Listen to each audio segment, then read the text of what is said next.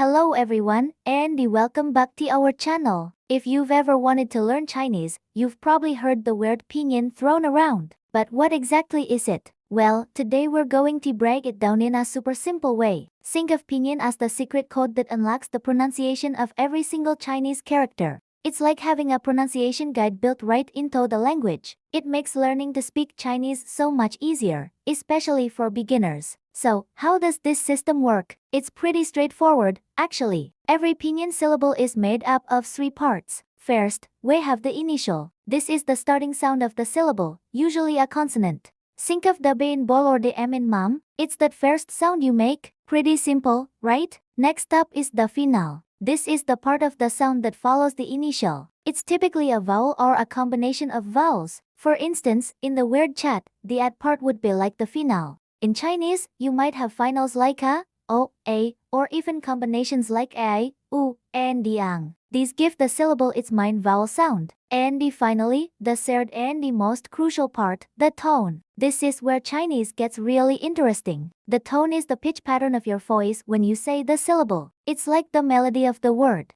A single syllable can have completely different meanings depending on which tone you use. There are four main tones and the one neutral tone. We use little marks above the vowels in pinyin to show which tone to use. It might seem tricky at first, but once you get the hang of it, it becomes second nature. So, let's put it all together. The magic formula is initial plus final plus tone equals the pronunciation of a Chinese character. It's a three-step process. You take the starting consonant sound, add the main vowel sound, and then apply the correct pitch or melody. When you master these three components, you'll be able to pronounce any Chinese word you see written in pinyin. Let us look at a real-world example that you've definitely heard before, the word for you, which is, in pinyin, it's written as n. Let's break it down. The initial is n. It's that simple n sound you make by putting your tongue behind your top teeth. The final is e. In this case, it sounds like the e in C. So, n and e together give you as ni. Now for the tone. See that little face-shaped mark above the e? That's the symbol for the third tone. The third tone has a dipping then rising pitch. You start at a mid-level pitch, dip down low, and then rise back up. Imagine tracing a check mark with your voice. So, instead of just saying ni flatly, we say n. It dips and ni rises. Put it all together, initial n, finale,